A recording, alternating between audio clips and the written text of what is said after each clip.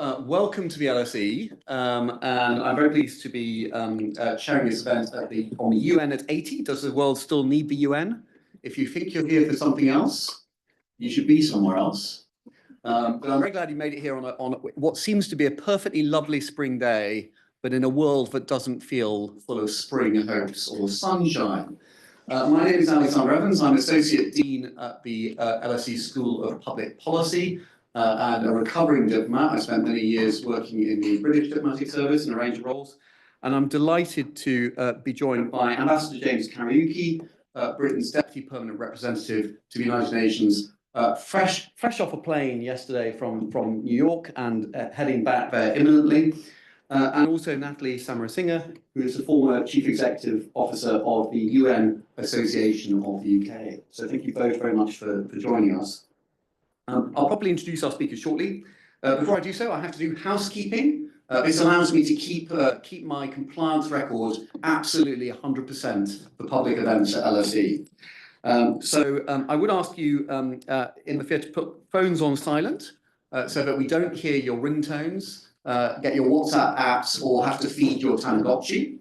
The event is being recorded and will hopefully be made available as a podcast, subject to no technical difficulties. And I do want to flag that we've got a range of people who will be online as well. So as we move to the Q&A, we will bring in online questions as well as those in the room. As usual, there will be a chance for you to put questions to your speakers. For online audience, you can submit your questions via the Q&A feature at the bottom of your screen. Please do include your name and affiliation.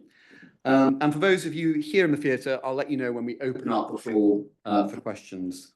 Please raise your hand and do wait for a steward with a microphone, otherwise nobody will hear your pearl of wisdom and your long speech disguised as a question. Okay, so this is in your own advocacy interests. I will try and ensure a range of questions from both online and our audience here. And for those who are using X, other social media is available. The hashtag for today's events is hashtag LSE Public Policy. So let me just kick off with that framework. You know, obviously there is a continuing and live debate about the United Nations. Here is an institution, a set of organisations, a mission statement that now is might feel to some ears a little bit dated. For the critics, the UN is past its best by date. An institution that was designed in the 1940s but may not feel fit for purpose in the 2020s. There is an argument that there are critics of the UN on reform and efficiency grounds. The statement, for example, by one WAG in New York, but how many people work in the UN? Roughly half. The statement that the UN is a vehicle for rhetoric rather than meaningful action. President Nixon's critique of the UN as it's okay as a debating society, but when it gets to getting things done, you need states and state actors to be engaged in the role. But contrary to that critical perspective, also this very positive perspective that if you are thinking about eradicating mines or feeding people in refugee camps or tackling the global challenges that we face, actually the reality is you want to do it involving all 193 states. And the only real mechanism to do that today is still the United Nations.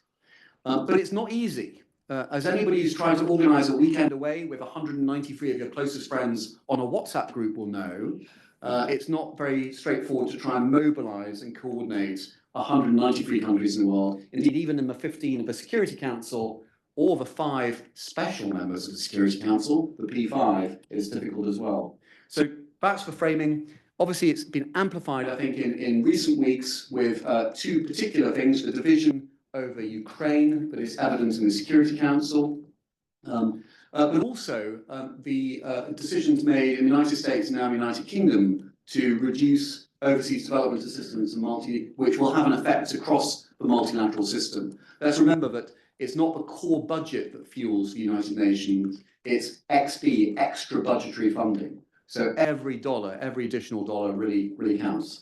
So let me introduce our speakers. James Kariuki, Ambassador James Kariuki is the UK Deputy Permanent Representative to the UN in New York. He has served in a range of UK Foreign Office positions, including being Director Multilateral, responsible for the UN and international policy issues, Deputy Director of Europe, Head of Policy Planning, that's where they've got the smart people, folks, And he's also served at the British embassies in Washington, Caracas, and with the UN in Baghdad. James, very good to have you with us. And we also have Natalie Samarasinghe with us. She previously served as CEO of the UN Association UK, the first woman appointed to the role. You've been speechwriter to the President of the UN General Assembly, Chief of Strategy in the UN Secretariat, and Global Director of Advocacy for the Open Society Foundation. So very much involved in advocacy and change, but also at the heart of the UN system itself. She's co-founder of the 1 for 8 billion campaign to appoint the first woman UN Secretary General. Now, wouldn't that be a thing? So without further ado, James, the floor is yours. Thank you very much. Thank you very much, Alexander. Now, when I accepted Alexander's kind invitation to speak to you about the UN, I didn't know I'd be doing so in one of the most momentous weeks for the organization. So more on that later. But first, let me go back to the beginning. By this time, 80 years ago, the end of World War II was in sight. The architects of the United Nations had been making plans for the post-war architecture since the 1940s. That peace would be underpinned by principles enshrined in the UN Charter, including sovereignty, territorial integrity, the right to self-determination, and the rule of law. The liberation of Auschwitz-Birkenau, whose 80th anniversary we just commemorated in the General Assembly last month, exposed genocide on a horrific scale.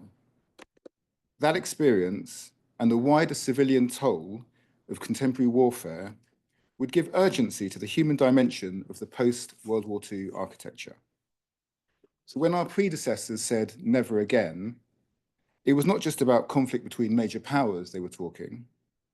There was an imperative to protect the rights of individuals and of vulnerable groups. The UN Charter was signed in San Francisco on the 26th of June, 1945, and it was followed by the Genocide Convention and the Universal Declaration of Human Rights in 1948, and the Geneva Conventions in 1949. These are the foundations of modern human rights law and international humanitarian law. To the goals of security between nations and human rights within nations, the UN founders added a third pillar, economic and social development. Awareness of environmental threats grew through the 20th century, and that pillar is reflected today in the Sustainable Development Goals. And it was former Secretary General Kofi Annan who said, "We will not enjoy security without development. We will not enjoy development without security. And we will not enjoy either without respect for human rights." Now, this June marks the 80th anniversary of the signing of the UN Charter in San Francisco. And in September, world leaders will gather in New York for the high-level week, that's the pinnacle of the UN calendar, and celebrate that 80th anniversary. Those of us in London may wish to celebrate in January, next January, the first meetings of the General Assembly and the Security Council, which are actually held at Westminster Hall, just a mile away from here. Before I reflect on how the UN is doing at 80, let me say a bit about my own personal relationship with the organization. I first encountered the UN as a teenager, visiting my Kenyan half-sister, who worked as a tour guide at UN headquarters in New York. And in those modernist halls and smoke-filled corridors in those days, I saw the colorful international public servants seemingly working to save us from the scourge of war. And it was perhaps this which inspired me to study economics and politics at university. That was a period of global optimism. The Berlin Wall fell. The Rio Earth Summit promised action to preserve our planet. And a man called Francis Fukuyama wrote of the end of history. Now, after joining the Foreign Office, my first overseas posting was a secondment to the UN weapons inspectors put in place in Baghdad after the first Gulf War to disarm Saddam Hussein. It was an extraordinary experience to be part of a truly multinational mission, working to a UN mandate, pursuing a self-evidently positive agenda. And back then, that's what people thought when they thought of the UN. Almost a decade later, I was back in New York in the aftermath of 9/11 attacks and the more controversial Second Gulf War. My former office in Baghdad, the Canal Hotel, was blown up by Sunni insurgents, killing 23 UN staff, including the legendary Sergio de Mello. The mission's flag still hangs in the UN visitors' entrance in New York as a reminder of the loss and sacrifice UN staff make in the line of service. In 2005, the UN marked its 60th anniversary with an ambitious World Summit. This included far-reaching new commitments to achieve the Millennium Development Goals, the creation of new institutions in the Human Rights Council and Peacebuilding Commission, and a landmark agreement on the responsibility to protect civilians from genocide, war crimes, and crimes against humanity of the types we had seen in Srebrenica and Rwanda in the 1990s. Now, in my current job, my latest period of duty at the UN spans effectively the last 7 years, first as the UN Director in London, as Alexander said, and now as Deputy Perm Rep in the UK mission. And to be frank, it's been a less optimistic period. See one of my colleagues back there. We've staggered through the health and economic consequences of the COVID pandemic.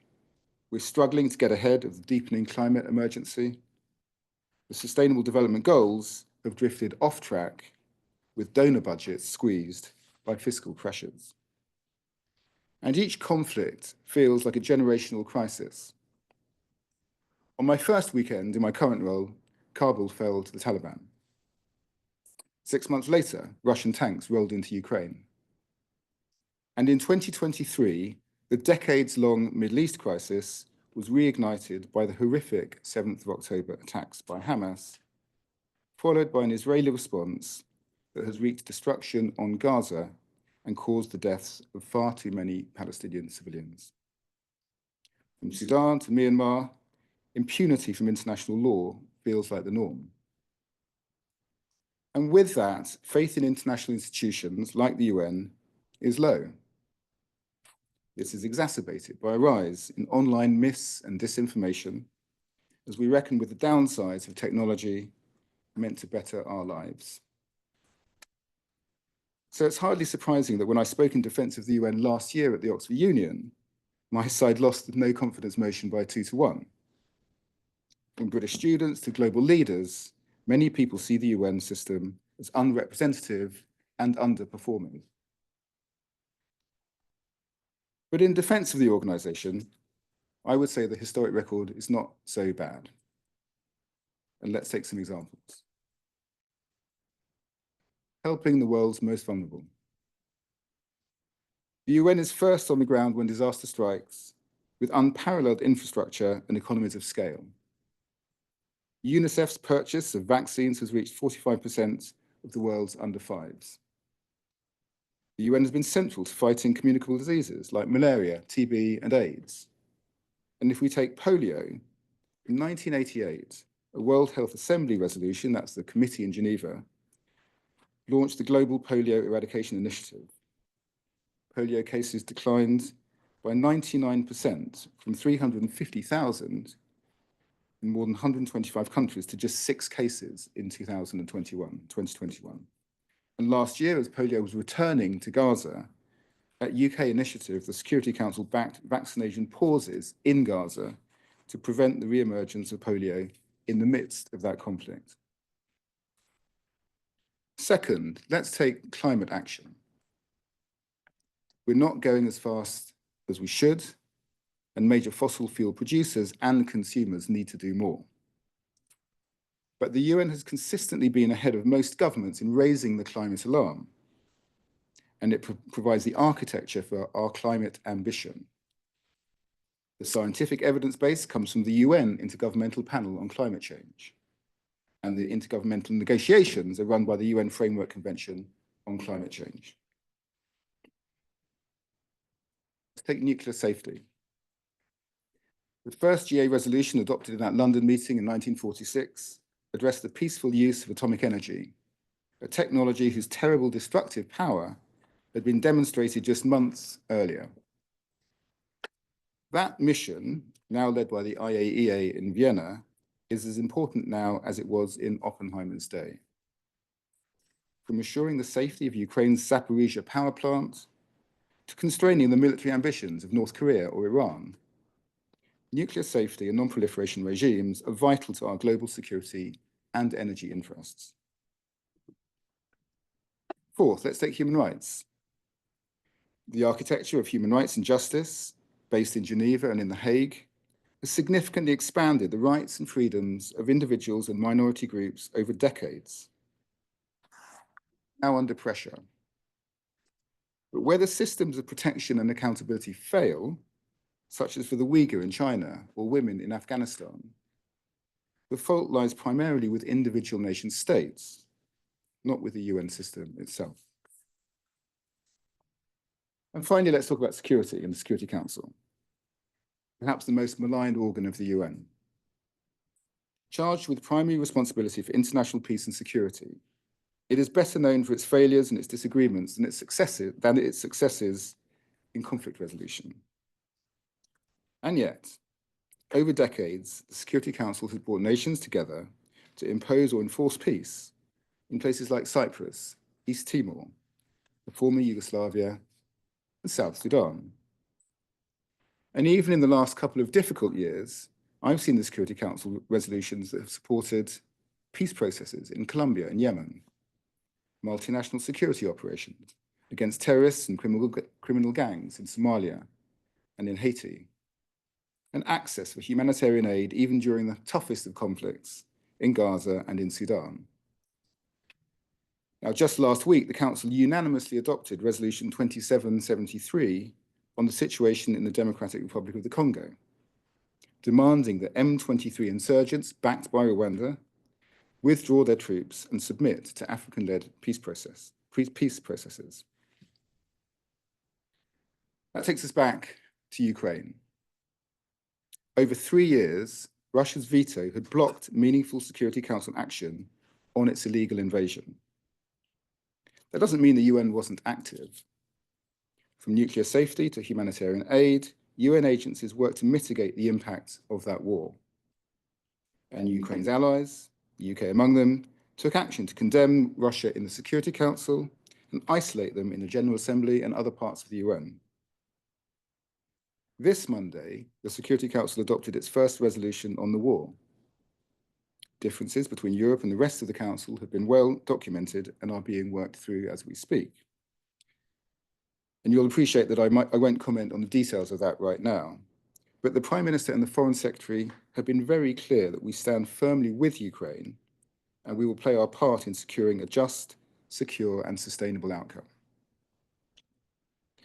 In the end, the Security Council is both an instrument of geopolitics and a reflection of them. It cannot be blamed for not imposing a solution where the geopolitics itself is the problem. And as history shows, the Council is blocked until it isn't. When it isn't, these resolutions stand the test of time, often enshrining our own foreign policy views into international expectations and law. So, for example, the Security Council Resolution 242, which set the framework for peace between Israelis and Palestinians back in 1967, or Resolution 1701, which provided the basis of the Israeli-Hezbollah ceasefire in 2006. These are still texts that we refer to in our daily work. Now, in the Middle East right now, the key question is how to get from the current fragile ceasefire to a more durable peace. And we will need the UN to deliver aid and play its part in getting us to the next phase in Gaza. In the longer term, we will need the UN to be the forum for advancing the prospects of a two-state solution for Israelis and Palestinians. So where does this leave the UN at 80? And what needs to happen to ensure it makes it to its 100th birthday and beyond in better shape? I'm going to talk about the different components that make up the UN. First, the General Assembly, the forum in which 193 sovereign states hammer out agreements on the norms and standards that shape international cooperation. Last September, we secured a hard-fought agreement on something called the Pact for the Future. Secretary General Antonio Guterres says it's aimed at strengthening global governance for the 21st century and rebuilding trust in multilateralism. The agenda of the pact includes modernizing conflict prevention and peace building, protecting the rights of future generations, and addressing the governance internationally of AI. This year, GA member states will gather in a series of set-piece summits on women's and girls' rights, on development finance, on climate, on oceans. And in each one, we'll be working with partners and through the framework of the 54-member Economic and Social Council to advance a progressive agenda and vision of the future, despite some significant headwinds out there. We should also think about the myriad agencies that comprise the delivery arm of the UN, bodies like the World Food Programme, the World Health Organization, UNICEF. As in all organizations, you'll find overlap and duplication, flawed systems, and individuals. But you will also find some of the most dedicated and fearless workers in the world, risking their lives to bring aid and hope to the people most in need. So we need to keep reforming and modernizing these agencies to do justice to the work of their staff and the people they serve. Similarly, the UN Secretariat, the central UN machinery that reports to Secretary General Guterres, but is pulled in different directions by its 193 shareholders, many of whom are not paying their dues on time and leaving us with a liquidity crisis that challenges the functioning of the UN. And then finally, the Security Council, the 15 nations wrestling over some of the most intractable conflicts, often disagreeing vehemently, but sometimes finding a way to mandate peacekeeping missions, sanction criminals and warlords, enforce arms embargoes, and support peace agreements. It needs enlargement in the permanent membership. India, Brazil, Japan, Germany, and African representation. That's the agenda that the UK supports, to make it reflect the 21st century reality. And behind the scenes, we're also working to streamline its work and keep it focused on the most important threats of the day. So to conclude, I would argue that there's never been a golden age of multilateralism. The UN was always imperfect. A compromise struck, first between the victors of 1945 and between them and the rest of the world. Its history is one of great power rivalry frozen by Cold War, mutually assured destruction, and the veto. But also a gradual long march of decolonization, development, and the expansion of freedoms, interspersed by periods of conflict, authoritarianism, extreme violence practiced by states and non-state actors, and stubborn poverty and inequality. Dag Hammarskjöld, the famous Secretary General who was killed in action in Congo, once said, the UN was created not to lead mankind into heaven, but to keep humanity from hell. And I've got no doubt that the last 80 years with the UN have been better for humanity than the preceding 80 years. Billions lifted out of poverty. Life expectancy surging across the planet. Hundreds of millions in dozens of nations enjoying freedom from imperial rule and autocratic leadership beyond the dreams of their parents and their grandparents. No bomb to match Hiroshima or Nagasaki, and no direct war between major powers.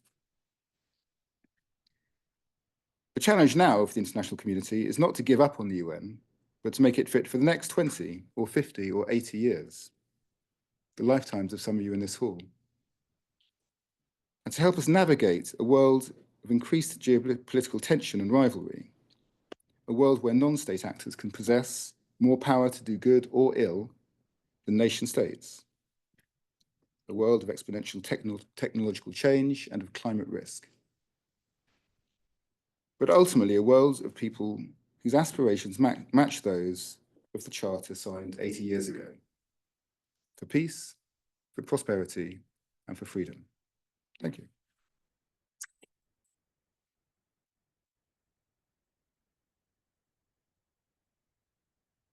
Thank you very much, Natalie. The floor is yours. Thank you. Thanks very much and good evening. It only dawned on me earlier this week that this year is 20 years since I did my human rights degree right here. So thanks very much, Alexander, for helping me mark the occasion. I spent many days and hours criticizing the UN, so it's good to be back here to hopefully defend it a little bit more this time. It's also great to be sharing a stage with James. James, I think you've done a lot, not just to further the UK's interests, but actually to serve the greater good, and to show that those two objectives can be compatible despite some of the developments and decisions taken by the UK this week. I'm going to start by being very open. My answer to the question, is the UN still relevant, is going to be emphatically yes, perhaps not surprising, given my background. It is a challenging moment for the organization, to put it mildly, but people have been questioning the UN pretty much since it was founded. I have these wonderful archive articles from 1947, where the Wall Street Journal is lambasting the UN's degeneration, and the Catholic Herald is saying it's going to collapse imminently. So these are age-old questions. I'm not sure it's true to say that there is no such thing as bad publicity, but I do think it says something that the last few years have seen a huge surge in coverage of UN forums and processes that many of us thought were quite obscure until quite recently. It's been a wild time for my colleagues at the WHO and International Court of Justice who work on their social media accounts, handling that level of interest. I'm still a little bit scarred from seeing someone I'm told is quite an influential TikToker explaining the 2022 resolution on a standing mandate for a General Assembly debate when a veto is cast in the Security Council. This stuff really is being discussed out there. And what it drives home for me is that despite the UN's flaws and failures, there is still no obvious alternative for its functions as a global problem solver and a geopolitical stage. If anything, these roles are now much more important than they were in 1945, as pretty much every problem we face, even those we've considered to be domestic traditionally, like unemployment, now have a crucial global dimension. As James described, on the ground, the UN continues to be a lifeline. Last year, it provided about 150 million people in 120 countries with life-saving support. And it performs these functions as a norm setter, as a convener, as an aid agency, and much more, for a total cost of around 70 million a year. That's the core UN budget and peacekeeping and humanitarian and development altogether. 70 million sounds like a lot, about a fifth of Elon Musk's wealth, a third of what Qatar spent ahead of the World Cup, and 2 or 3 extra runways at Heathrow, depending on which estimates you look at. So people still need the UN. They just need it to do better. So I think the key question is not, is it relevant, but really, how do we make it more effective? And that means taking a really hard look at which of the UN's functions today are really essential. Are they going to remain essential? And how do we use its functions and forums and tools in the best possible way, whilst also designing other mechanisms that can work alongside it, fill the gaps where it's just not able to do well right now, and potentially replace some of its functions altogether in the future. So I'm going to try to do this tonight in a superficial way, looking at some of the broad categories of the UN's work. So its work as a global forum and norm setter and enforcer, as an actor on the ground, as a technical assistance provider to states. And I'll end with a few words on the extent to which change is actually possible in the current environment and what that change could look like. So first, the role of the UN as a global forum convener and norm setter. The talking matters. It matters a lot. I think in many ways it is actually the UN's most important role because it is unique. The General Assembly can be hugely frustrating. It's slow, it feels needlessly complex and process heavy. There are lots of hours and hours of predictable speeches, watered down resolutions, sometimes pro forma resolutions. I remember when I worked at the General Assembly, lots of debates about, how many minutes we would give speakers and things. I mean, there was so much focus on protocol. It was really, really disheartening sometimes. But it is the world's main deliberative forum. It can discuss pretty much any issue, and every state has a voice. So I do agree to some extent with Nixon. We need states to act. The UN cannot be the implementer. But you can have the G20, you can have the BRICS, you can have the IMF. Small and less powerful states just don't have a place or very little say. They're the ones who rely on the UN to champion interests. And that's why they're so desperate for the UN to have a role in shaping discussions on issues like debt and tax, for example.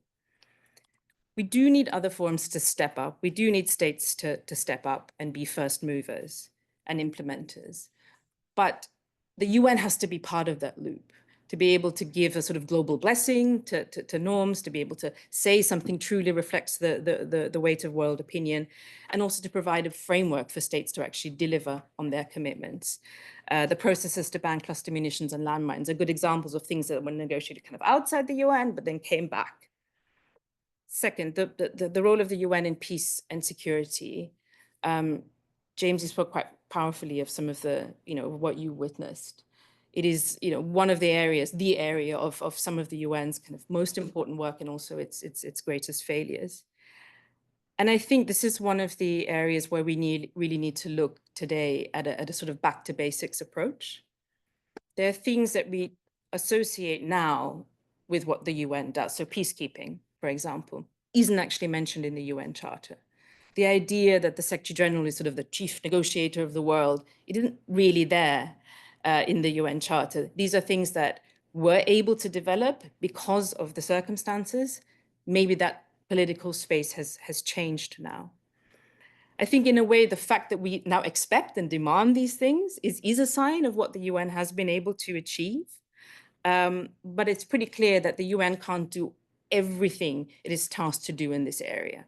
Prevention, conflict resolution, mediation, peacekeeping, peace enforcement, peace building, atrocity prevention.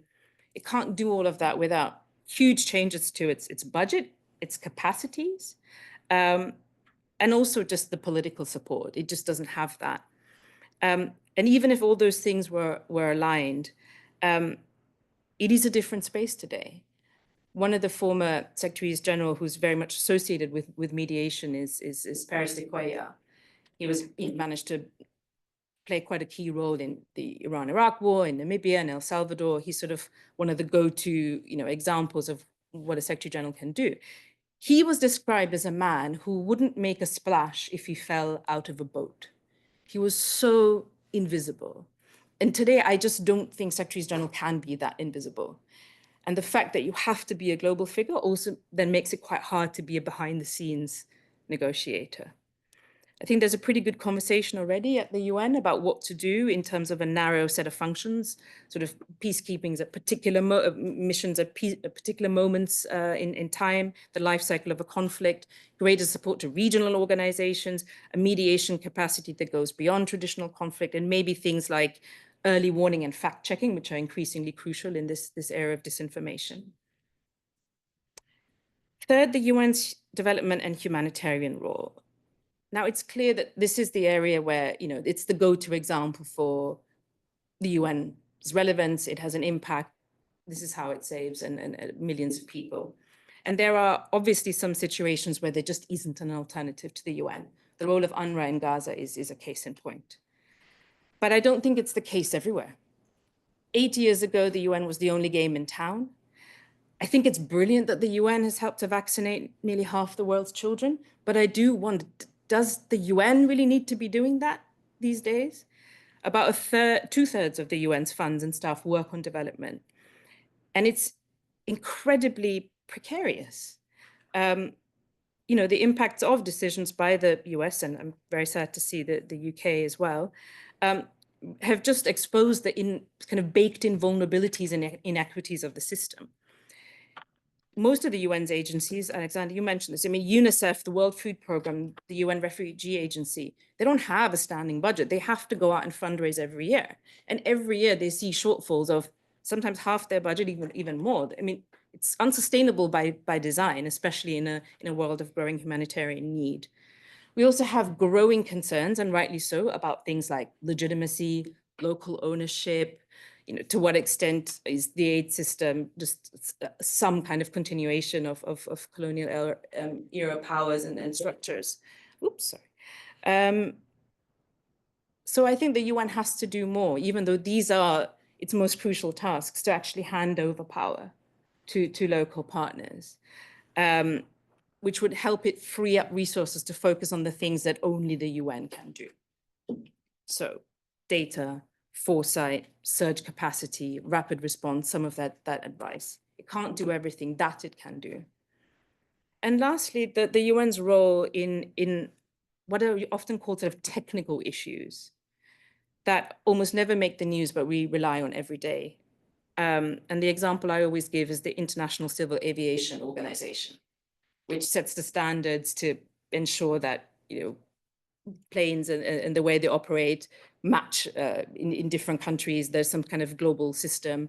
We're not just all kind of crashing and using different ways to report things, for example. So it's hugely important. All of these agencies have their own governing bodies, their own meetings, their own memberships. And that was a deliberate decision to sort of insulate them from geopolitical contagion and make sure they can still keep functioning when other bits of the UN might not be in good shape. But the WHO has shown that sometimes these agencies do get politicized. And I think we do need to give some thought on how to preserve and improve what are essential but very, very unsexy functions of the UN. To what extent can we achieve any of this in the current context? Well, we know that the UN can survive and deliver in a divided world because it spent almost, well, over half of its existence during the Cold War. During that time, it saw achievements from decolonization, the adoption of core human rights and arms control treaties. The Montreal Protocol on CFC is probably one of the most successful examples of an international treaty. Action against apartheid, the eradication of smallpox. So huge things. Today is arguably a much more dangerous period. We have a succession of global shocks, year on year, exacerbating short and long-term challenges. We have a backdrop of huge generational changes in our economies and societies. We have an existential climate crisis. All of this is fueling instability, straining our political bandwidth, and really forcing us to rethink our values and relationships. But despite, and perhaps because of this, there is actually a surprising amount of energy in the UN reform conversation. There are a lot, and again, I was surprised by this, of bold ideas in the Pact for the Future, James, that you mentioned. And the document actually reaffirms a lot of universal principles and values, even if every word had to be fought over. And there is growing support for many kind of practical reforms that don't require the UN Charter to be amended. A stronger, more creative role for the General Assembly. The Assembly actually has a lot more powers than people think and than it uses. It could do things like approve peace operations or investigations, even sanctions. It has done so in the past. It can consider matters when the Security Council isn't able to act, thanks to a Uniting for Peace resolution that was adopted in 1950 in response to the USSR blocking action in the Security Council on Korea. There's much more interest in those sorts of initiatives now. There is also, I think, a need and an opportunity for the UN to work intensively with other forums, the G20, the IFIs, especially on issues like debt and tax and climate finance. The UN, as the forum with most of the world's nations and countries in it, needs to be there to make sure that their voices are heard in these debates and to make sure that governments can actually deliver for their people, which many of them can't because they are now spending more on debt than they are on health and education. I think we also have to emerge from the current crisis in aid with a dramatically different approach. We could choose to make the last 5 years of the Sustainable Development Goals a huge capacity building drive, really transferring tasks and resources and power to local partners. That would also enable donor countries to make a very different sort of aid pitch, one that looks as how we, over time, are going to do ourselves out of a job, but in a managed and just and inclusive and fair way. We could also be looking at more multi-stakeholder partnerships like Gavi, the Vaccine Alliance, for other areas in global public goods. Climate and nature governance are probably going to feature quite heavily at the COP30 climate conference in Brazil later this year. That could spawn some interesting ideas on governing the Amazon, for example. We could also look at how stakeholders can play a more meaningful role in the decision-making and resources of the UN's technical agencies. The International Labour Organization has had business and labor as part of its structure for over 100 years. There are ways to do these things. I'm not going to say too much about the big ticket reforms that require UN Charter amendment, like Security Council reform. I feel like that may come up in questions. But what I will say is that for the first time since I started following the UN 20 years ago, I've stopped saying Security Council reform will not happen in my lifetime. And I'm not the only one to have made that kind of shift. Finally, leadership. No amount of reform can make up for poor leadership. We need to do a lot more to strengthen the UN's recruitment, management, and performance policies. We need transparent and merit-based processes for senior appointments. And that does mean, I'm sorry to say, not automatically having a Brit in charge of humanitarian affairs, as we have done for the past 18 years, however good certain individuals may be. And maybe, if it's not too radical a proposal, after 80 years of constantly asking, is the UN still relevant? How can it be more effective? How can it bring new approaches to things like mediation, human rights, and climate? How can it be more inclusive and representative? Maybe it's time to appoint the first woman Secretary General. Thank you.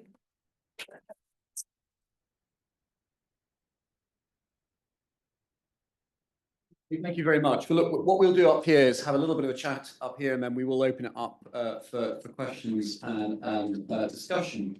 And I just want to begin with something that actually doesn't normally get much attention in the UN world. People love talking about the Security Council, the high politics, who's in, who's out, who's spoken longest at the lectern. People like talking about the UN's work in the field. Where does it have the most effect? Rarely do people talk about the money. Yeah, the money is important, as Natalie points out. Without the money, the UN can't do things. Many states are late payers. I think last year, 43 states in the UN system were late payers of their UN dues. But constant search for XP funding is important. So to what extent, can I ask you both, and to what extent are we seeing a potential funding crisis this year for the UN? Because there is going to be a framework where across the world, this is not just about decisions taken by the United States or the United Kingdom, across the world, there's more of a focus on job creation, writing things at home, dealing with problems at home in many countries, raising defense expenditure. So perhaps less talking about the diagnostics of why we're facing a crisis, but what can be done to remedy it? Will China step up? Can one reach out to other donors? Could there be more done with other funds? But Natalie, perhaps first, any thoughts on that? Yeah, I mean, I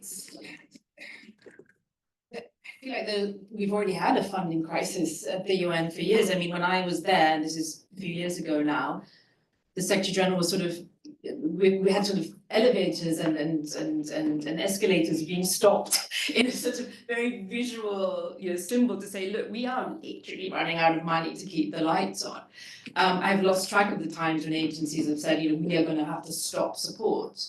And I found it really kind of frightening in some ways that when I spoke to people ahead of, the US elections, saying, are you preparing for potential withdrawal of UN funding from by the US? So yes, we're making contingency plans, but when you really ask, a lot of those contingency plans are really about how can we just do the bare minimum this year and survive, and that includes making a ton of horrible decisions anyway. It's not really a sustainable system for the future, and it hasn't been for a while. I mean, the fact that you have agencies with voluntary budget, it is all extra budgetary, is a huge concern. In terms of what can be done, it's very, very tricky. I think there's something that can be done with the funding that the UN does get. which is, you know, and I know why governments earmark funding. We know it, you know, you want to make sure it's spent, and you want to make sure it's spent in a way that you can be accountable to your taxpayers, etc. But so much of the UN's money is tied. It's not just things that the Secretary General and colleagues, they can't just sort of dynamically say, oh, we can take things from this one and that. You've got to go through quite a lot of processes. It means it's very difficult to respond to changing situations. The fact that the agencies have to fundraise means they compete with one another. You know, there are many examples where agencies work together, but there are also some not so nice examples of when, you know, there's not a sort of situation where one agency is facing a shortfall and all the others are like, okay, well, we'll help you out and do that. And others suggest these things, and it's just not going to happen. I think that's a wider malaise of the sector. So I think it's about kind of using some of the funds better, freeing their hands, maybe looking at is there a case where some states might be willing to provide more core funding to some of those agencies, with the idea that you're pooling it. It's, you know, it's your aid budget, but it's being multiplied because it's multilateral. It does not augur well though for other countries stepping up. We've seen some of that, but it's really, really hard. Even for an agency like UNRWA that everyone agreed is doing an absolutely life-saving job, and we sort of said, can we rally around, get governments in the regions and others to really step up? It's hard, it's very, very limited. So I'm afraid there aren't really any easy solutions. James, any thoughts on this one? Yeah. So firstly, maybe just it's worth clarifying how the UN is funded, and the UN is many things, as you've heard. So there's the essentially kind of the central funding for the UN system is the regular budget, and that is funded from assessed contributions. So basically a portion based on your national income. So it's so the UK pays a share, and about 40% of that now is funded by the US and China based on the size of their economies. And that's the part that's mostly in arrears and leading to that liquidity crisis and the escalators being blocked. And we can't do evening events like this at the UN because we can't get security guards to do evening shifts. So there's the kind of the budget that is assessed and fixed based on income, but a huge amount, as you said, Alexander, is based on extra budgetary contributions, voluntary contributions that are made based on national country decisions about what they want to fund. And a very large proportion of that comes from the US and Europe. And that is really under pressure from US aid. The cuts announced this week for the UK will kick in a couple of years, but we will need to look at our funding. We haven't taken any decisions on what will be affected. But there are a lot of countries out there who aren't making voluntary contributions to the UN, including in large part China, but other middle-income countries. So there's an equalising perhaps of the voluntary contributions that could take place amongst what are famously called non-traditional donors, but the Gulf states, for example. And then there's a question about, I think it's the point that you raised earlier, Natalie, on should it be the UN that's doing vaccinations for around the world? Is it money that's channeled through the UN that needs to be the solution to these global problems? Ultimately, there's a lot more private capital out there. There's a lot more money that can be raised for development from better use of taxation or avoiding corruption. So, in a sense, increasing the money that's available for development and for climate is partly about protecting national contribution, but it's also about raising money from other sources and private finance and other routes. So I think there's a reimagining that needs to take place to make sure that we've got the resources that we need to tackle the challenges that we're facing. And there is, of course, that challenge of reform as well. I mean, I worked for, in fact, before I worked for the Foreign Office, I worked for the UN in Afghanistan just after 9/11, and then I ran the UN expert mission on Al-Qaeda, Daesh, and the Taliban between 2013 and 15. And as an aside, one of the things I tried to do is hand back some money. We had an underspend on a travel budget. I tried to hand it back. I was told in no uncertain terms, no, you can't do that. It's just not done. You don't hand money back. So there are, I think there are also these internal challenges around how would you drive forward more efficiency and utilization of some of the resources as well. Can I just turn up to another subject? There's a perennial kind of alien versus predator debate between the General Assembly and the Security Council. You have the Security Council, the sort of Sanhedrin of the UN, the General Assembly, the Democratic Assembly of 193.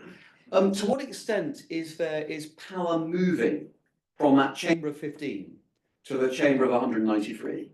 And reflecting in a sense that some of the areas where it seems most difficult to make progress on are where you need consensus in the 15, and some of the areas where you can make progress are areas where you can get at least majority support, even not always complete consensus in 193. Natalie, any thoughts on that one? I think it's certainly a growing, narrative, and it echoes what happens during the Cold War period, when actually it was also dissatisfaction amongst permanent members, their complete frustration in their own ability to get things through, that ended up leading to more of a partnership, I think, between some permanent members and the Security Council, the elected members of the Security Council, who are, I think, really have been trying to step up, to coordinate, to play that kind of go-between role between the General Assembly, the Council and the wider membership. So it is a discussion that happens a lot. I think people want it to happen. I'm not sure whether in practice we've really seen that much of a shift yet. I think there are some areas. I think the decision to have vetoes explained in the General Assembly, that was a long-standing proposal that's been around for at least 20 years, and it happened now because of this, the dynamics of this moment. I think looking at the role of the General Assembly in kind of more symbolic, but I think important functions, like the appointment of the Secretary General, I think that's one area where the General Assembly sees it can play a bigger role. I think there's been a lot of efforts to make the General Assembly's own agenda a little bit slimmer, so it can play a more flexible role when you have these emergency sessions, as we've had, over Russia's full-scale invasion of Ukraine, and also obviously discussing the Middle East, in the past years. I think it would be interesting to see some of these, maybe the elected members of the council, permanent members, also look at what can the General Assembly do beyond what it has done already. There are things it can do. The sort of Syrian chemical, investigation, weapons investigation that originated in the General Assembly, we weren't able to get that through in the Security Council. There's much more that the General Assembly can do. I think that requires also, though, in some ways, a strengthening of the office of the President of the General Assembly. It is a pretty weak office because it changes every year. You are basically elected and have your first session right at the start of the high-level week, the big conference. That's when you officially take office, even if you're elected a bit earlier. So you have kind of 2 or 3 months to get your team, raise some funds, and then you basically preside over a high-level week that you've inherited from your predecessor, and then you leave just before all the sort of negotiations you've been leading are actually going to take place. And it's one of these sort of small things that not many people get excited about, but actually looking at how that office could play a better role and support some of these changes. I think you can't have a stronger General Assembly if you don't have some of those kind of secretariat functions as well. James, any reflections? Because you've worked in a sense on both the General Assembly and the Security Council. So I think, the main difference, and I'm making it a bit simple, is that the General Assembly can kind of reflect global opinion, one member, one vote, and it can also be the place where you set some norms, standards, and some direction for the organisation. So what's in some ways most important is when the General Assembly, sometimes by majority, sometimes by unanimity, agrees on that we should collectively be striving to achieve something in the development sphere, or the UN should be doing more on artificial intelligence. That direction, including through the 5th committee, which is the budgetary committee, can then be the thing that sort of sets the organisational direction for the UN, and I think it's becoming more important. So the main difference is that in sort of under the Charter and in international law, there are some things that only the Council can do, and so decreeing a law illegal, and there's a debate about mandating peacekeeping missions, because we have done it in the past with the GA, but it's very, very rare. So you do have, there are different functions for the bodies. More of the debate on international peace and security is moving to the GA, because on Ukraine in particular and on Gaza, the Security Council has been blocked by the Russian veto and the US veto. There's quite a lot of other business in the Council, in Africa, in other parts of the Middle East, in Latin America, which is actually rolling forward in the Council in a kind of slightly fractious and difficult way, but getting done, and I listed some examples. So I think that fundamentally there are different functions, but it's blurring a bit. And I think that the debate in the GA does send a powerful message then to the Council. And I think that's what we've been trying to do in Ukraine. We've been trying to say, this is where 140, 150 members of the international community stand. We expect the Council to respond. If the Council fails to respond, then essentially you've got your opinion poll there, you've got public opinion setting out where the majority would like to be. Thank you. Well, look, let's open it up to questions. So can I strongly encourage, if I may, questions rather than speeches or long form haiku disguised as questions. That you can reserve that for multilateral meetings. So please put up your hand, but do wait for the mic to come. We have a hand there, so we get just straight up in the middle. Thanks. And I will take 2 or 3 and then come back to the panel. Yeah. So good evening, and thank you very much for very interesting speeches. I wanted to ask you something of a more different perspective. Like, do you think it's worth replacing the UN with a fully fledged world government? Thank you. So world government, let's go there first. But a bold move on a spring day. Other questions in the room? Who else would like to? Yes, back here. Thank you very much for your question, for your presentation, sorry.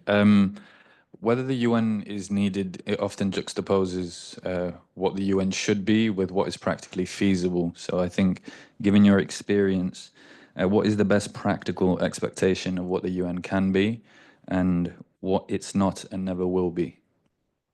Thank you. And we've got a question right in the middle there. We'll come to others as well.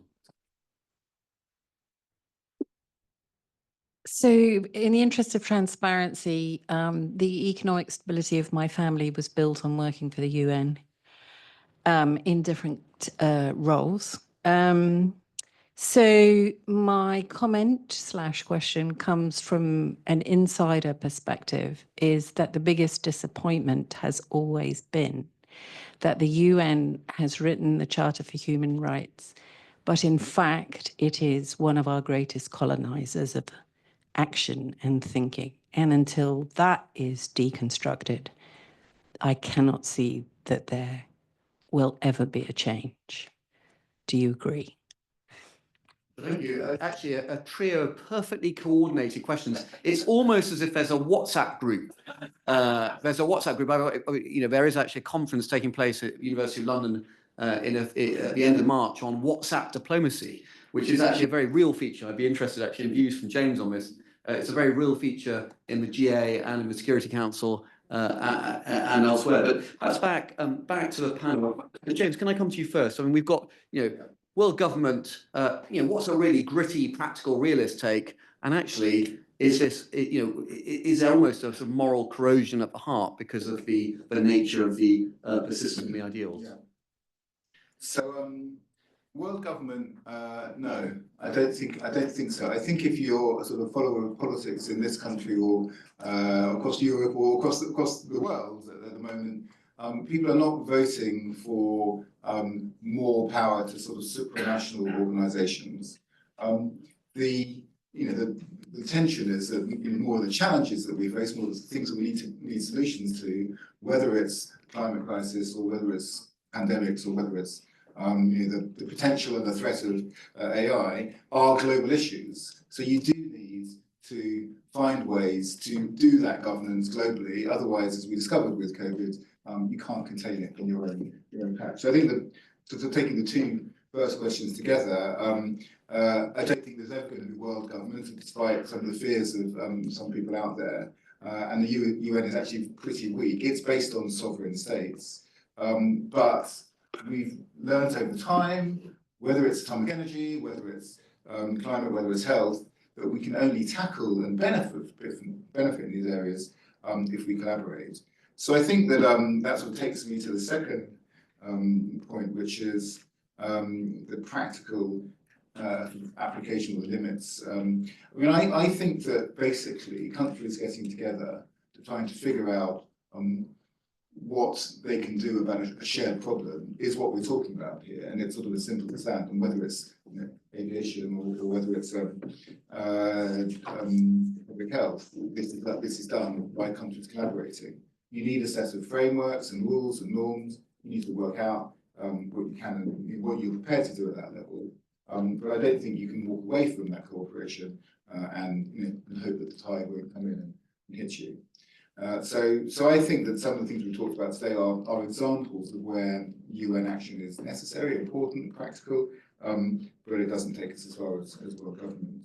And on human rights, I'm afraid I didn't totally understand the question. Are you saying that the UN organization is responsible for failures of human rights, or the or the collection of countries meeting in the UN? I'm saying that UN is responsible for colonizing vast activities in the world because it imposes a set of universal principles which undermine local empowerment. And I could give you a whole list throughout my 40 years career of examples of that, but I won't bore you with them all right now. Well, I won't try and guess it. I mean, I think, look, the UN operations at the country level are basically carried out by UN agencies of the likes of UNICEF and the World Food Programme, or peacekeeping operations, and they operate with mandates that are set by governments sitting in their governing bodies or in the General Assembly or the Economic and Social Council. So the UN has to operate to a mandate which is set by states. Now we, for example, argue that UN peacekeeping operations need to be mindful of the importance of including women in peace processes, because we believe, as the UK, that women need to be part of peace processes. And it's only if it's in that mandate that can happen. If there's nothing in the mandate, then UN operations in the field shouldn't be doing things. So there's quite a battle between member states at headquarters level about what the UN should and shouldn't be doing. But I don't think there's some sort of alternative UN agenda that isn't the product of countries arguing. So if there's too much human rights, which China would say there is, it's because we've successfully driven a rights agenda into the work of the UN. If there's not enough, it's because other countries have resisted the UN taking their roles. But I just don't see that there's a sort of shadowy alternative UN agenda which is driven by bureaucrats without mandates from the member states. Again, I don't have your experience, so I might be missing it.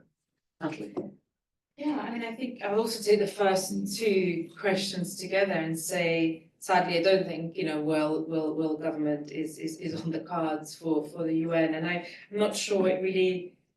If you look at things, well, I suppose tying in the last question, you look at people's need for accountability, to have that kind of closeness to governments. I think people feel quite distant from national governments, let alone what happens at the UN. I think there is an importance of the accountability through line. I think, there are a lot of things that the UN can and should be expected to do. I think the technical assistance, supporting governments with advice, providing data analysis, foresight. There are lots of capacities now, including in tech, that really this is another huge gulf of inequality across the world. If you look at what some governments are able to do and others aren't, I mean, that's part of what the UN can be doing, helping to kind of bridge that gap and building those capacities. The technical cooperation, I think that needs to continue. The norm setting role, the global kind of convening role, how are we tackling these big problems? How can we create agendas that make sure that what we're all doing in our national capacities actually adds up to something that may hopefully one day amount to a good response to climate change? I mean, I do think that those functions are absolutely essential. I think there are moments of transition and conflict and crisis where countries need help. And it may not be the UN providing the actual boots on the ground or the assistance, but being able to go through the UN and also having some kind of a framework to help you in negotiations. And my own country, Sri Lanka, huge crisis for many reasons, debt crisis, is negotiating with the IMF. And, I think it would have been really helpful to have things like the UN Peacebuilding Commission say, well, let's look at some of these, action points that you're going to do to reduce your debt from the perspective of stability. Are some of these things actually going to put pressure on this, on our government to collapse or relapse into conflict or whatnot? I do think those things are pretty important. I think the UN's role, as a kind of public voice, it's interesting. You can talk about that. How do you balance that with the need potentially that the UN, the role the UN can play in mediation and negotiation? I don't know. I think that'll be an interesting discussion to have when it comes to the selection of the next Secretary General. What kind of functions do we need? Being able to kind of work across different forums that have a smaller membership, like the G20 or regional, which is that kind of connecting role is pretty important for the UN going forward. And then I think on the last question, I think it's a sort of slightly strange history of the UN where it's that one's going to preserve the status quo of the power, structures that were and still are. But it has also been able to be quite radical in some ways and empower people and voices in different ways. And, I do think that the Secretary General has said it himself, that the UN remains in many ways kind of colonial in its mindset and sort of programming.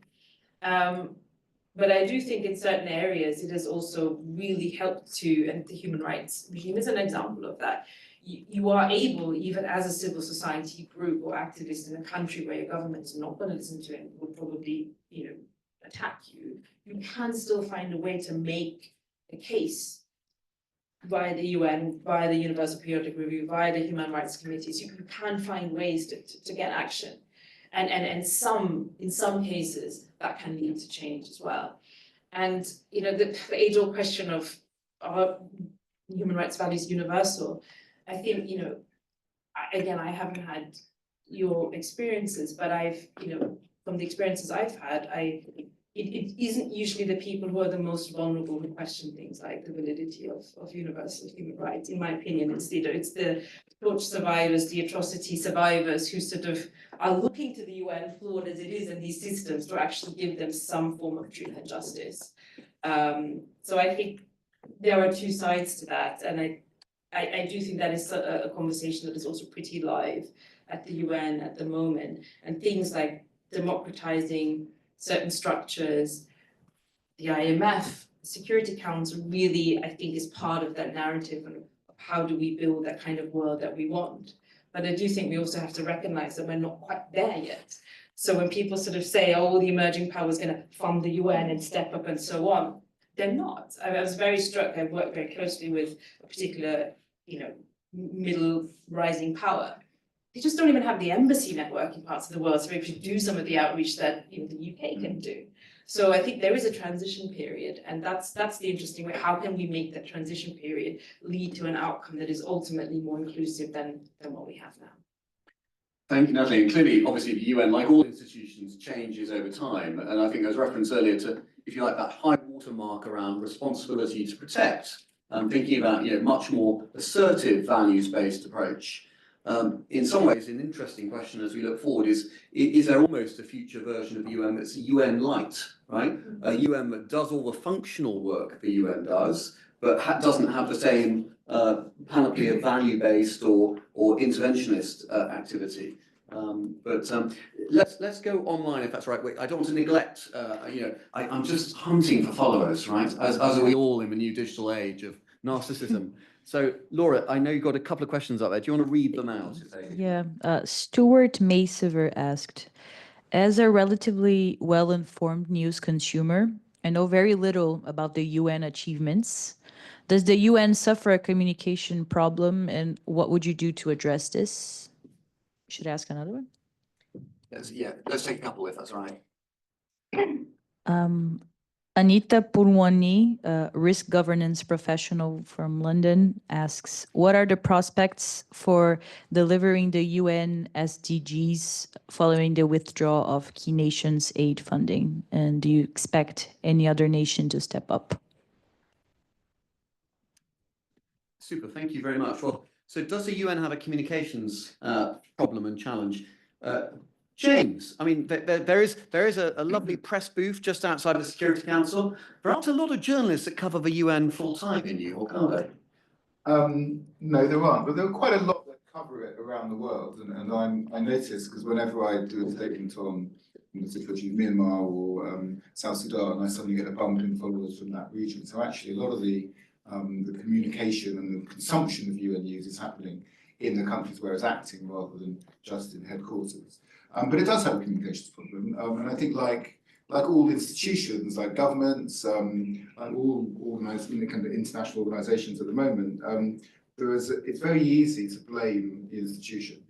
So if something goes well, if conflict doesn't happen, or if health kind of progresses, people don't talk about it. It's not interesting. It's not news. If something goes wrong, the first thing you do is you look for someone to blame. And governments themselves are guilty of blaming the UN, and other actors as well. So I think there's a real challenge out there, which is if you're a country that's got a UN operation in your country and you're struggling domestically and you've got sort of insurgency and poverty, the UN might be there to try and help you with your problem, but it's more convenient to say, well, the problem is the UN's not doing enough, or it's doing it the wrong way, or so I think there's a challenge of how the UN communicates. I know the communications team for the UN very well, and this is something they work on a lot. And I think misinformation and online misinformation is a particularly new form of that, but it's making it much harder for them to do their jobs. On the SDGs, and I touched on it a bit earlier, most of the SDGs are going to be met not because of donor contributions. It sounds quite controversial, but if you think about the MDGs, which were the 2015 goals, they were met largely because of growth in China in particular, and the lifting of billions out of poverty.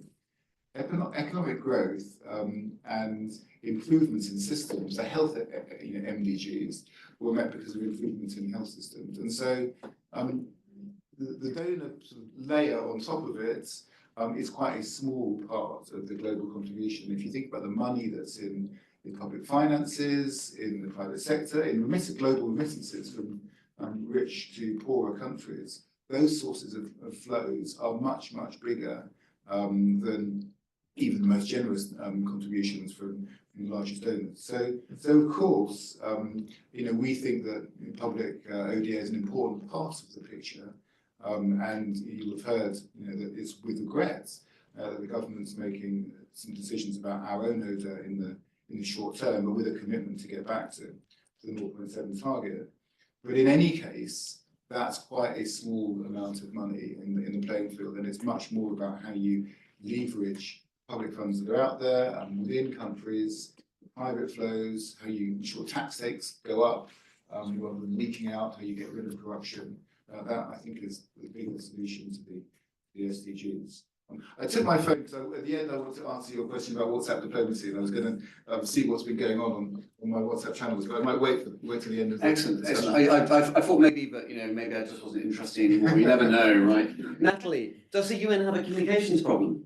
Yes, it does. I mean, for all the reasons James alluded to, but also it's not something that gets funding. If you're going to make funding decisions, it's never that line in the budget is an easy one to cut.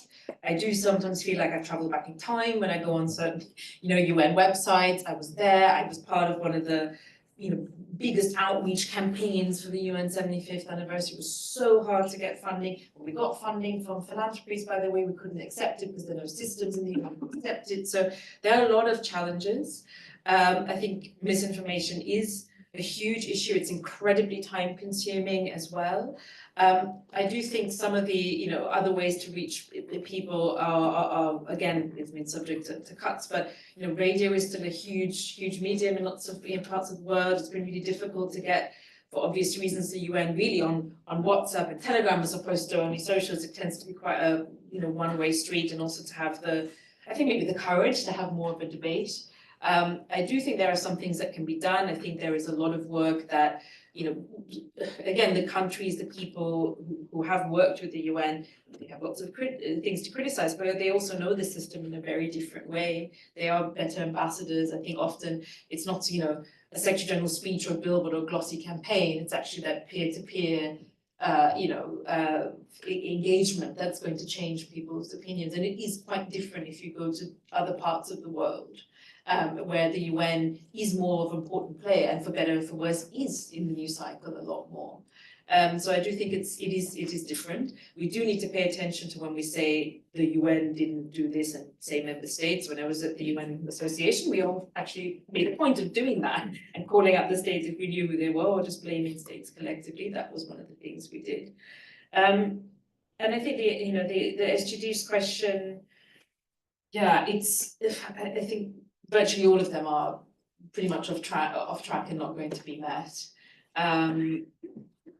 I think one of the issues is that there are many reasons to, why countries are pulling back on aid. But I think what needs to happen then is we need progress in some of the other areas that you mentioned. So UN Tax Convention, that's a negotiation that hasn't been, being championed by donor countries, but it is going to look at a lot of areas, including wealth taxation, that could make a huge difference. Remittances, you mentioned, I mean, transfer costs are actually pretty high.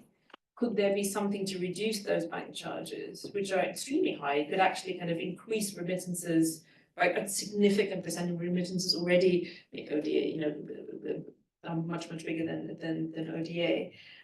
That almost half the world's population lives in countries where the governments are spending more on servicing their debt than health and education.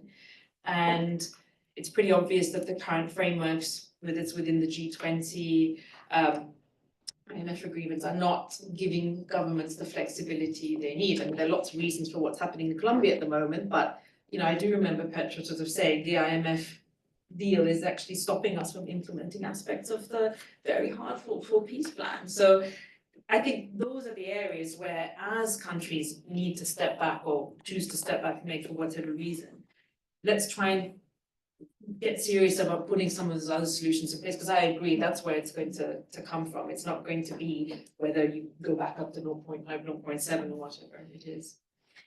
Thank you. I do briefly want to ask James about WhatsApp diplomacy, only partly because I had an Australian colleague in the open-ended working group on cyber in the General Assembly who found that basically working with other female diplomats in a WhatsApp group helped deal with sexism in negotiation. But James, any insights on how prevalent is WhatsApp and Signal, and can you share any of the secret messages you've just received from other Security Council members? I'm not going to share the secret. I'm going to tell you the top things on my WhatsApp list. I have in the last, I've been in London, I've been sort of working in New York, but we had a debate on Sudan, I think, in the UN earlier today. So the Sudan group within the UK mission is kind of quite lit up, because a lot of the conversations that are happening while the UN meeting's going on happen in internal groups, and there's one for each country. There's a big group called UNDPR, so basically 193 of my counterparts are all in one big group. And if I look down at, there are quite a lot of invitations to events, a bit of lobbying for the Commission on Status of Women is coming up, so there's quite a lot of lobbying for negotiations on that, and events coming up.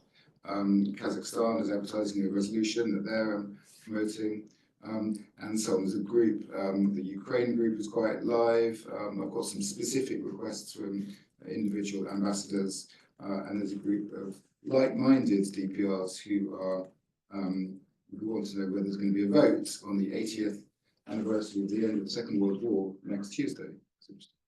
So there's always some, so the short answer is there's a lot. I think the risks is that we substitute WhatsApp, as we did emails, for talking to each other.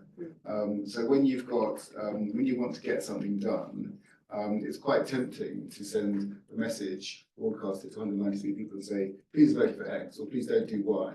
And that slightly misses the point, which is you need to explain, win over the arguments, hear the counter arguments, advance things. And so so this huge amount is being done by WhatsApp, but it doesn't actually replace human contact and human understanding.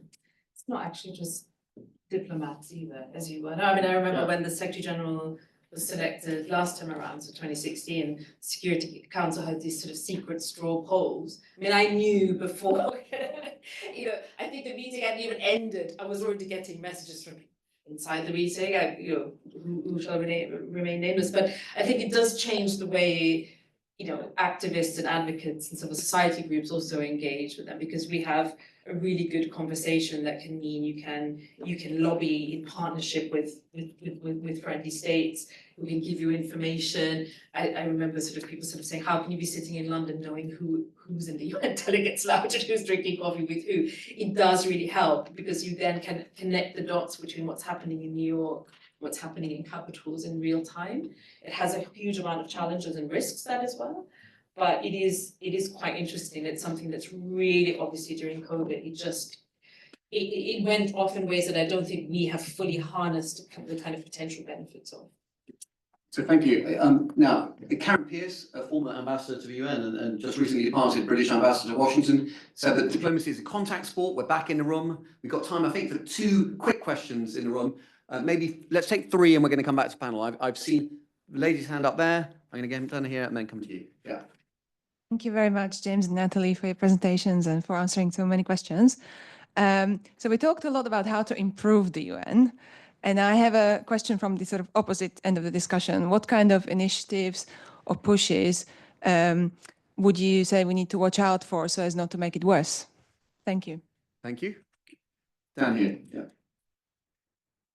Thank you so much, Natalie and James. My question is about, is there a generational gap within UN reform? So we're looking at the UN at 80, so a lot of well, for me, I can speak for myself, so my grandparents, my great-grandparents were a part of both wars. So looking forward and seeing how young people are investing into UN reform moving forward. James, as you mentioned, all of the decisions that are being made today are going to affect us in the future.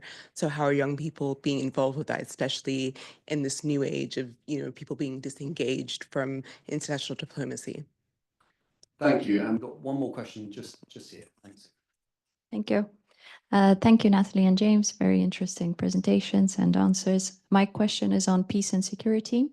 What is your view on the effectiveness of the Olympic truce? Is it just ceremonial, or does it provide hope for more permanent and sustainable global ceasefire? Thanks. Very much so. How do we stop the UN getting worse? Generational change and Olympic truces. Natalie, do you want to go first? Yeah. I think, you don't want to give up on initiatives that have been impactful in the past, but I'm not sure really in the current environment, things like Peace Day and the Olympic truce, I think they worked at a time. I do think it's different now. The same goes for these big kind of make poverty history campaigns. I think often the UN, probably quite literally because it's the same people in charge, you're kind of living in that time where you think that's going to solve it. That doesn't mean that there aren't creative ways to do those things now. I'm just not sure. The more you use those tactics, I think they diminish in their impact, sadly. It's hard enough to kind of enforce any types of truces these days. Generational gap, it's an interesting question. I think that's one area where actually the UN has been able to make some progress with member states. We have the youth envoy in that office, which is really there to serve as a kind of bridge between young people around the world, look at how they can contribute to the UN's work. I think it's been quite effective. There's a youth strategy now.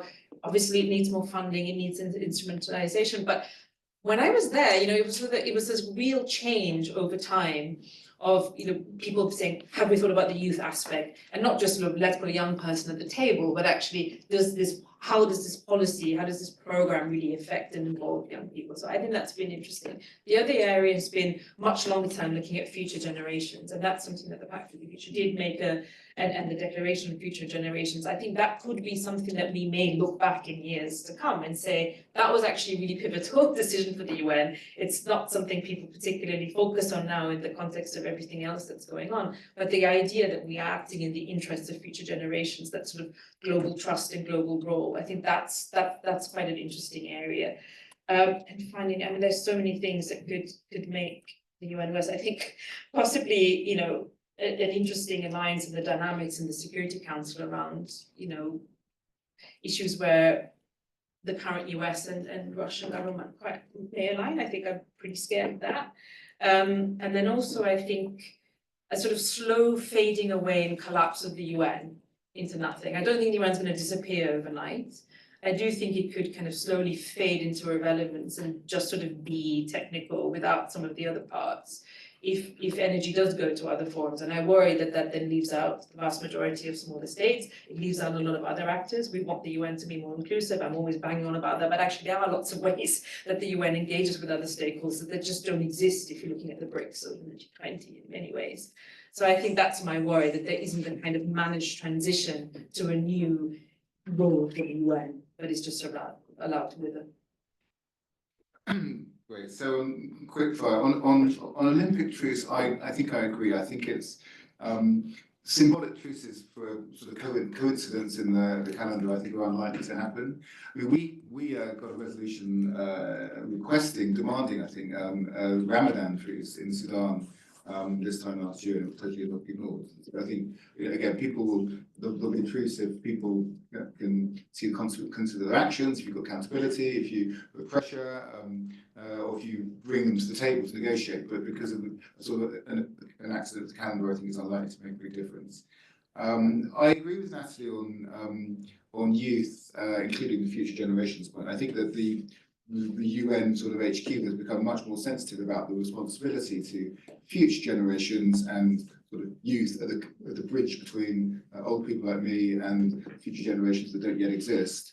And I think there's quite a lot. I think that young people today, partly because of technology, have access to a huge amount more information than we might have had in my generation. They might have an attention span that's a bit short.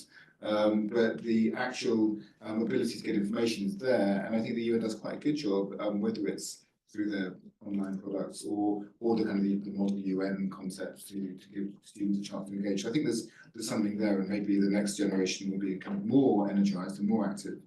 On sort of things, I was thinking about kind of things that the UN shouldn't try and fix or shouldn't try and do, and I think there's a really interesting debate at the moment about AI and technology, where a little bit like in the old days with energy, the energy companies said, don't worry about it, we've got regulation, we shouldn't have government regulation telling us what to do and restraining us. And then at some point we recognized the sort of downsides of fossil fuels and started to put in place international regulation. I think on technology, we've tended to take an approach in the kind of America sphere of business-led is the best, in Europe of something in between, and perhaps in the Russia-China sphere saying that regulation should be should be done by the state. And there's something we've got to work out, especially with AI over the next generation, which is what's the right balance between the freedom for creativity and business and the necessity of intergovernmental cooperation to protect us. And I think at the moment we don't really have much, but there is a risk that if we overcorrect and end up trying to sort of regulate everything through intergovernmental committees in New York or Geneva or wherever it is, we might kill the potential as well. So I think, as in a number of areas, getting the right amount of UN but not too much UN is probably the thing to try and aim for. So thank you both. We've heard, I think, we're going to have to sort of draw it to a close, but we've heard, if you like, the sort of more pessimistic and more optimistic visions in a room. Should we worry about a UN light and a slow good night as the UN fades to irrelevance, or should we take comfort in the sense that the UN can reinvent itself and will find fresh ways to be relevant and deliver effect? Whatever you might think of global Britain, global Wales is in evidence here, because one of the outcomes, I think, of the summit for the future was that the UN is going to appoint a commissioner for future generations, which was a policy initiative first taken by the devolved government in Wales. So all it remains for me to do is, can I just thank the School of Public Policy and LSE team who have helped set this up, Laura, who's up here, Carolina, who is left, the SVP stewards involved. Thank you for your help setting this up. Thanks to all of you for giving up an hour and a half of your life that you will never get back, but was definitely a worthwhile investment.